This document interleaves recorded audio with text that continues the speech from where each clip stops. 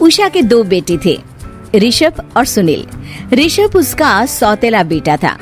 उषा हमेशा ही अपने सगे बेटे सुनील को ज्यादा प्यार करती थी। सुनील की शादी हो चुकी थी और ऋषभ की शादी भी निशा नाम की लड़की से हो जाती है। उषा सुनील की पत्नी कीर्ति को ज्यादा प्यार करती थी। एक दिन वो अपनी बहू कीर्ति के लिए साड़ी ले आती है। ये लो बहू, तुम्हारे लिए साड़ी लाई हूँ। कल पड़ोस की शादी में जाना है ना, तुम यही पहन कर चलना। तभी वहाँ ऋषभ आ जाता है। अरे माँ, तुम निशा के लिए साड़ी नहीं लाई? वो भी तो कल शादी में जाएगी ना? हाँ, वो भी जाएगी, पर उसके पास तो काफी साड़ी होंगी ना। अभी अभी तो शादी हुई है तुम दोनों की, तो उसी में से कोई पहन लेगी वो। ऋषभ ये सुनकर उदास हो जाता है। तब निशा कहती है, आप उदास क्यों होते हो जी? सही तो कह रही हैं मम्मी जी, मेरे पास तो बहुत साड़ियाँ हैं और सारी की सारी नई हैं। मैं उन्हीं में से कोई पहन लूंगी। वो बात नहीं है निशा। माँ मेरे साथ तो सौतेला व्यवहार करती ही थी, पर मुझे लगता था कि मेरी पत्नी के साथ वो ऐसा कभी नहीं करेंगी, पर आज उन्होंने तुम्हारे साथ भी वैसा ही व्यवहार किया। ऋषभ उदास होकर अपने कमरे में चला जाता है। ऋषभ को उदास देखकर निशा को अपनी सास पर बहुत गुस्सा आता है। एक दिन उषा सुनील को कुछ पैसे दे रही होती है। ले बेटा सुनील, ये कुछ पैसे रख ले और बहू को कहीं घुमा लिया। जी मम्मी जी। सुनील वहाँ से चला जाता है। मम्मी जी, आपने इन्हें तो कभी पैसे नहीं दिए, ऐसा सौतेला व्यवहार आप क्यों करती हैं? बहू, ये किस तरह से बात कर रही हो तुम अपनी सास से? कोई ऐसे सवाल करता है कि अपनी सासू से? सास, अरे जिस दिन से मैं इस घर में आई हूँ ना, आपने तो मुझे अपनी बहू माना ही नहीं। हमेशा कीर्ति भाभी के लिए ही सब कुछ लाती हैं। मुझे तो आज तक आपने कुछ दिया ही नहीं। क्या मैं जानती नहीं कि आप ऐसा क्यों करती हैं? देख निशा, तू अपना काम कर समझी। मेरे से बहस करने की कोई जरूरत नहीं है। तभी वहाँ ऋषभ आ जाता है। निशा, माँ से ऐसे बात नहीं करते। तुम जाओ अपने कमरे में। हाँ, जा रही हूँ। मुझे भी इनसे बात करने का कोई शौक नहीं है। निशा अपने कमरे में चली जाती है और ऋषभ भी वहाँ आ जाता है। निशा, तुमने माँ से क्यों झगड़ा किया? क्योंकि आप तो कुछ कहते ही नहीं, बस चुपचाप सहते रहते हैं। किसी को तो आवाज उठानी होगी ना। कोई बात नहीं निशा, तुम गुस्सा मत करो, शांत हो जाओ। निशा रसोई में खाना बना रही होती है। तभी वहाँ कीर्ति आ जाती है। निशा, तुम मार्केट से ये सामान ले आओ। मैं क्यों जाऊँ? आप भी तो जा सकती हो ना। दिख नहीं रहा कि मैं खाना बना रही हूँ? हाँ तो क्या हुआ, खाना बनाने के बाद चली जाना। हाँ, खाना भी मैं ही पकाऊं, बाजार जाकर सामान भी मैं ही ले आऊं। खुद तो कुछ करोगी नहीं, है ना? ओहो, जुबान तो देखो कैसे चल रही है। सुनो, तुम अभी आई हो इस घर में, तमीज में रहो, वरना सासू माँ से कहकर मायके भिजवा दूंगी तुम्हें। हाँ।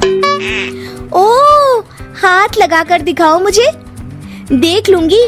बहुत मनमानी हो गई तुम दोनों की, समझी? निशा लिस्ट कीर्ति के ऊपर फेंक देती है। कीर्ति निशा को मारने आती है तो निशा उसका हाथ मोड़ देती है। मर गई रे, छोड़ मेरा हाथ। आज के बाद मुझसे कोई बदतमीजी की तो अच्छा नहीं होगा। कीर्ति रोते हुए अपने कमरे में चली जाती है। उस निशा चुड़ैल ने मेरा हाथ मोड़ दिया, मुझे नहीं रहना इस घर में। अरे कैसी बेकार की बातें कर रही हो? अरे निकालना ही है तो ऋषभ और निशा को निकालेंगे। नहीं, मुझे अलग घर चाहिए। कान खोलकर सुन लीजिए, हम दोनों इस घर से जल्द जाएंगे। आप नए घर का इंतजाम कीजिए बस। मैं इन दोनों के साथ ज्यादा नहीं रह सकती। हाँ, वैसे मैं भी कुछ दिनों से सोच रहा था। अच्छा हुआ तुमने कह दिया, मैं माँ को भी बता देता हूँ। माँ, वो क्या करेंगी तुम्हारे साथ जाकर? मैं चाहती हूँ कि तुम और मैं, बस हम दोनों ही कहीं शिफ्ट हो जाएं, इस सब झमेले से दूर। अरे पर माँ को यहाँ छोड़कर इस तरह से जाना ठीक नहीं रहेगा कीर्ति। वैसे वो तुम्हें कितना प्यार भी तो करती हैं। नाम का ख्याल रखती है क्योंकि तुम सगे बेटे हो ना, इसलिए। तुम अगर सौतेले होते तो मेरे साथ भी ऐसे ही सलूक करती जैसे अभी तुम्हारे सौतेले भाई और उसकी पत्नी से करती है। अरे पर फिर फिर भी कुछ भी नहीं। देखो, या तो हम दोनों इस घर से कहीं दूर जाएंगे या फिर मैं अपने मायके चली जाऊंगी। हाँ, बता देती हूँ। अच्छा बाबा, अच्छा ठीक है। सुनील अपनी माँ से बात करने आता है। माँ, मैं सोच रहा हूँ कि कीर्ति के साथ अलग घर में शिफ्ट हो जाऊँ। अरे वाह बेटा, ये तो बहुत अच्छा सोचा है तुमने। कब शिफ्ट होना है हमें? मैं भी पैकिंग कर लेती हूँ। अब नहीं माँ, मैं और कीर्ति ही जाएंगे बस। आप तो यहीं रहो, ये पुश्तैनी घर भी है ना आपका।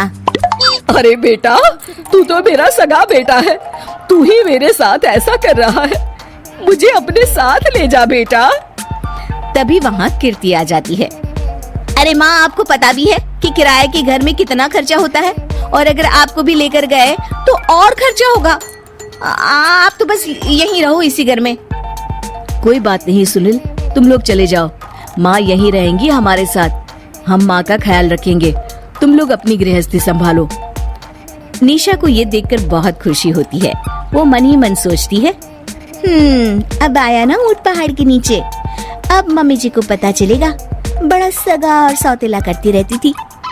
सगा बेटा तो जा रहा है छोड़कर, अब आएगी इन्हें अकल, और नहीं आई तो मैं अल्लाह कर रहूंगी। निशा अपनी सास को कैसे अपने सौतेले बेटे से मिलाएगी, जानने के लिए देखिए सौतेली माँ पार्ट 2। उषा का सगा बेटा सुनील और बहू कीर्ति उन्हें उनके सौतेले बेटे के साथ छोड़कर जा रहे होते हैं। बेटा, तेरी जब कमाई बढ़ जाएगी, कम से कम तब तो मुझे तू लेने आ जाना। हाँ हाँ माँ, क्यों नहीं। चलो भी, अब कितना लेट कर दिया है, टैक्सी इंतजार कर रही है बाहर। हाँ हाँ चलो। सुनील और कीर्ति चले जाते हैं और उषा उन्हें जाता हुआ देख उदास हो जाती है। तभी वहाँ निशा आ जाती है। अपनी सास को उदास देख निशा उनके पास जाती है। क्या हुआ मम्मी जी, आप तो बहुत सगा बेटा करती थी। आपके सगे बेटे ने तो आपको छोड़ दिया और चले गए अपनी अलग गृहस्थी बसाने। देख बहू, मेरे बेटे को कुछ भी कहने की जरूरत नहीं है। मुझे यकीन है कि जब उसकी तनख्वाह बढ़ जाएगी तो वो मुझे लेने जरूर आ जाएगा। हाँ, ये भी देख लेंगे कि वो लोग आपको वापस लेने आते हैं या नहीं। तब तक तो आप भी यहीं हो और मैं भी। उषा अपने बेटे के ना होने से बहुत ही उदास रहने लगती है। उन्होंने खाना खाना भी छोड़ दिया। सुनिए जी, मम्मी जी ने आज भी कुछ नहीं खाया। जब भी खाने के बारे में पूछती हूँ तो कह देती हैं भूख नहीं है, और अपने कमरे में ही बैठी रहती हैं। ये सुनकर ऋषभ अपनी माँ के पास खाना लेकर जाता है। माँ, सुनील बेटा आ गया तू? ओह, तू है। माँ, मैं खाना लाया हूँ, खा लीजिए प्लीज। आप ऐसे भूखी रहेंगी तो बीमार पड़ जाएंगी। मुझे भूख नहीं है, ले जा तू खाना। ठीक है, फिर जब तक आप नहीं खाएंगी मैं भी नहीं जाने वाला यहाँ से। अरे तू क्यों जिद करता है? कहा ना मुझे भूख नहीं है। अरे मम्मी जी, आप खा भी लीजिए ना, ये कितने प्यार से आपको खिला रहे हैं, उसकी तो कदर कर लीजिए कम से कम। अरे तू क्यों बीच में हमेशा अपनी टांग अड़ाती है? ठीक है, लाओ दे दो। कम से कम खाने के बाद तुम दोनों तो इस कमरे से जाओगे। उषा खाना खा लेती है और ऋषभ और निशा ये देखकर खुश हो जाते हैं। चलो, कम से कम माँ ने खाना तो खा लिया। उषा एक दिन सुनील को फोन मिलाती है। हेलो बेटा सुनील, तू घर मिलने आ जाना बहू को लेकर। कितने दिन हो गए, बहुत मन कर रहा है मेरा। हाँ हाँ ठीक है माँ, ऑफिस में बहुत काम है, टाइम मिला तो आ जाऊंगा। सुनील फोन काट देता है। हेलो सुनील बेटा। सुनील की बात सुनकर उषा उदास हो जाती है। तभी वहाँ ऋषभ आ जाता है। माँ, ये देखो, मैं जलेबी लाया हूँ तुम्हारे लिए, तुम्हें बहुत पसंद है ना? उषा जलेबी देखकर बहुत खुश हो जाती है। अरे वाह, जलेबी ला दे। उषा जलेबियाँ खा रही होती है और ऋषभ अपने कमरे में चला जाता है। देखा मम्मी जी, आपका ये कितना ख्याल रखते हैं, और प्यार सगे और सौतेले से नहीं आका जा सकता। आपको उदास देखकर ये आपके लिए तुरंत जलेबी ले आए, यही तो प्यार होता है। ये कहकर निशा वहाँ से चली जाती है और उषा सोचने लगती है। शायद तू ठीक कह रही है बहू। उषा देखती है कि ऋषभ उसका बहुत ख्याल रखता है और उसे उसकी गलती का एहसास होने लगता है। एक दिन सुनील और कीर्ति घर पर आते हैं। उषा उन्हें देखकर खुश हो जाती है। और माँ कैसी हो? अरे बहुत अच्छी हूँ। ऋषभ और बहू मेरा बहुत ख्याल रखते हैं। वैसे मुझे नहीं लगा था कि तू आएगा बहू के साथ। क्यों, ऐसा क्यों लगा आपको माँ? बेटा, फोन पर तूने कहा था कि तुझे बहुत काम है। हाँ माँ, पर मुझे ये भी तो पता था ना कि मेरी माँ इंतजार कर रही होगी मेरा। ना बेटा ना, मैं तो इंतजार नहीं कर रही थी। मैंने तो उम्मीद ही छोड़ दी थी। सुनील को ये देखकर अजीब लग रहा होता है कि उसकी माँ ऋषभ से अब बहुत अच्छे से बात कर रही होती है और उसके आने की उनको कोई खास खुशी भी नहीं होती है। अपनी माँ का ध्यान न पाकर उसे थोड़ी सी जलन महसूस होती है। माँ ये देखो मैं क्या लाया हूँ, साड़ी तुम्हारे लिए। हाँ बेटा, अच्छी है साड़ी तो।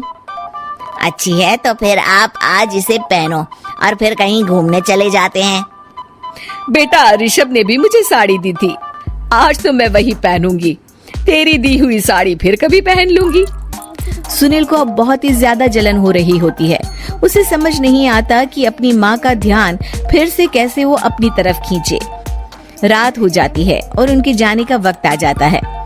माँ चलो अपना सामान बांधो और हमारे साथ चलो। कीर्ति ये सुनकर चौंक जाती है। ये क्या कह रहे हैं आप?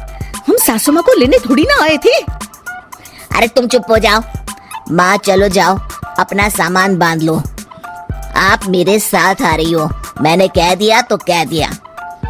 अरे पर बेटा, तेरी तो तनख्वाह कम है। मैं तुझ पर बोझ नहीं बनना चाहती। अरे मुझ पर बोझ नहीं हो माँ, बस आप चलो ना, मैं लेकर ही जाऊंगा आपको। नहीं बेटा, अब मैं नहीं आना चाहती। मैं तो अब ऋषभ और बहू के साथ ही रहूंगी। ये सुनकर ऋषभ चौंक जाता है। ये क्या कह रही हो माँ? हाँ बेटा, मैं कहीं नहीं जाने वाली अब। माँ अब सच में नहीं जा रही? नहीं बेटा, मैं तो तेरे पास ही रहूंगी अब।